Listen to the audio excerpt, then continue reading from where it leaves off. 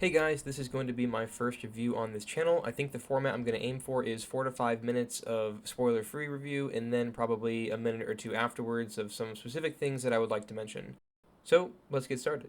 The Green Knight is directed and written by David Lowery. It's a retelling of the poem and the story of the same name, written in the times of Arthurian Legend.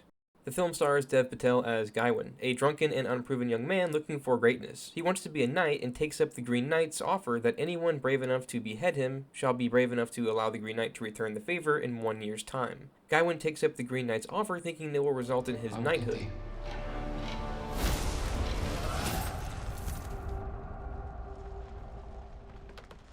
He is then sent on a treacherous journey that will test the 5 pillars of knighthood.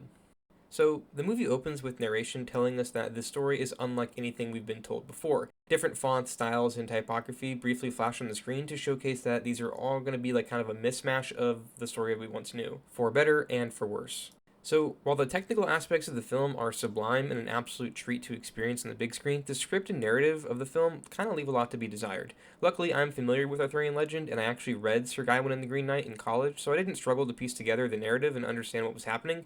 However, I absolutely cannot imagine attempting to watch this without any prior knowledge of the poem or any knowledge of Arthurian Legend. My girlfriend hated it for that exact reason. She said she had such a hard time following the movie and being able to pinpoint the themes of the movie, and I don't really blame her, because it's not very clear. I imagine some audiences will be completely lost in the second act because it's heavily stylized and has very little narrative thrust. That can also work well for some people like myself. Other audiences might find themselves upset that some of the artistic liberties and deviations from the source material are resulting in the test of knighthood being kind of ambiguous for ambiguity's sake, like the introduction of the enchanted sash, which I will get into a little bit later. At times, the film struggles to fully utilize its non-traditional storytelling methods while maintaining clarity. This kind of causes its runtime of a little over 2 hours to feel its length. It's kind of a 90-minute film stretched into 2 hours. If you struggle with non-traditional storytelling methods and you're not a fan of liquid cinema, I would probably stay away from this. You'll likely have a hard time understanding a few of the themes and think the style oftentimes overrides its substance. But you will agree that it is a treat to look at. If you're a fan of David Lowery's other movie, A Ghost Story, which I personally believe is just a little bit better than this, or movies like Drive, Lost in Translation, or a lot of the other A24 style films, you'll feel probably pretty satisfied. Dev Patel is really good, his performance is pretty great, and Alicia Vikander is even better. The score and cinematography are all top notch, and I've actually read that a lot of the lighting in it is natural lighting. I can't really find if that's true or not, but if it is, it looks amazing, and it's a tremendous job. The film's stylized storytelling more often than not elevates the tremendous atmosphere the film successfully achieves. The technical side of the filmmaking here is heavily complemented with masterful camera work. I just really wish the script was just a little bit tighter. It kind of reminds me of The Witch, or The Vavitch, whatever you want to call it. I don't need things spoon-fed to me at all, but if they were a little more tight, I think it would have been a little better. Sir Gawain and the Green Knight is a tale that explores what it means to be a knight and the story about one's strive for greatness. David Lowery's wholly ambitious, and some may even argue pretentious, attempt to strive for greatness will be met with most audiences. For most, and myself included, he will ride his horse with his head held high. For others, they'll probably wish they were the Green Knight, and it would be off with their heads.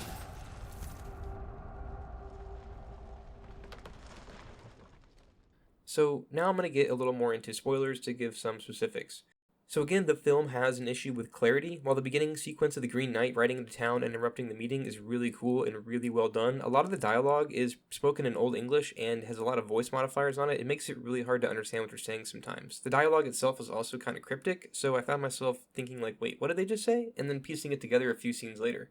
So then Dev Patel goes on his journey to a chapel which is a 6 days ride north of the castle that he's in. He's going to meet the Green Knight so the Green Knight can return the favor and cut off his head.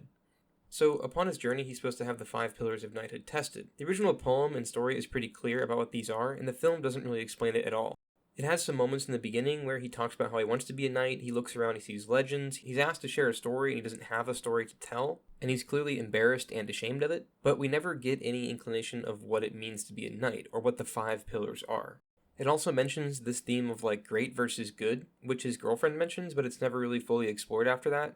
The movie more focuses on the concept of being a knight and how Dev Patel's character wants to be a knight but doesn't want to do what it takes to become a knight. That's kind of the whole crux of Gawain as a character. If my memory serves me right, the 5 pillars are essentially like kindness, piety, chastity, friendship, and courtesy, I think. Each one of these is tested throughout his journey. When he is given directions, he doesn't give money to the thief, and then when he is confronted about it, gives the bare minimum. He fails the test, which causes him to have his axe taken away from him, and he's tied up and left for dead in the woods. He then meets the ghost girl, who then asks him to retrieve her head from the lake, and when he does it, he asks what he's going to get in return, so it shows him to, maybe possibly failing the thing, but he successfully gets her head without asking for anything in return, and the axe is returned to him. Each one of these sequences is one of the 5 pillars of knighthood being tested. He befriends the fox tells him to turn back, and he says no. The scenes very much have this compounding and then feeling, rather than a but or because feeling, which is why it's lacking a lot of narrative thrust in the second act. It's why a lot of the scenes just feel like you're watching Dev Patel trek through a series of locations until he happens into the next trial. And during these long stretches of where he's trekking from location to location, there isn't too much stuff that's making him reflect on the 5 pillars of knighthood. So anyway, I want to get to the enchanted sash. I mentioned artistic liberties earlier that are sometimes for the better or worse. The enchanted sash was one of the ones I thought was for the worse. In the original story, the deal between the hunter and Gawain is still made. They share what they get inside and outside of the castle. In the original story, Gawain gets kisses from the hunter's wife, which he then kisses the hunter in exchange for the hunter giving him the food that he catches. It's part of the deal. So in the story, he refuses to give up the enchanted sash because he is told it will protect him, and he's scared. So he gives the hunter kisses, but doesn't give him the sash, breaking the deal. In the story, the hunter's wife is supposed to test his chastity, which he kind of passes, but fails because he won't give up the sash. In the movie, he fails both, and the sash is kind of just given to him, and it's not really explained why or anything. Then later, the hunter kisses Gawain in the woods, and it's not very apparent that that's because the deal they made. It's very odd. It's not very clear. I know there's theories that Alicia Vikander, playing 2 characters, was secretly working with Bertilac, the Green Knight, and that he was infertile and things like that, but I didn't really get that from the movie. That's more from outside of the text. Same with the original thought that he was being tested and was given the sash to see if he would take it off or wear it during the encounter, but I feel like, again, that is also outside of the text.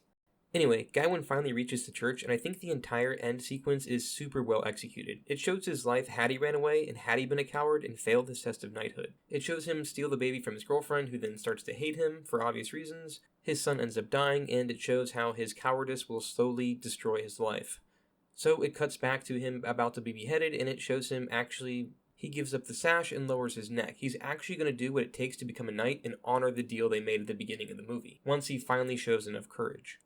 And I think at the end of the movie, the Green Knight jokingly tells him, "Now off with your head, my brave knight," because Gawain taking off the sash and surrendering himself to their deal shows that he finally passed his test. To me, the ending is extremely well done, but the journey getting there, I think, needed to be a little tighter and a little more streamlined. I think the movie could have heavily benefited from some much-needed clarity. So, in conclusion, I think if you're into this kind of stuff, you'll be pretty satisfied. You won't be blown away, but you'll like it quite a bit. If you're into the art house stuff and A24 stuff, it's pretty much what you'd expect and what you're asking for. But I do highly recommend reading over the Wikipedia to get some base knowledge of Arthurian Legend and Sir Gawain and the Green Knight, or else you will be completely lost. If you don't, I think it's almost impossible to follow. So yeah, I recommend it. I'm not going to give a score or a grade or anything. I don't like when reviewers do that. I think it's kind of whack. If you're comfortable, go see it in a theater. I think it heavily benefits from being a theater experience.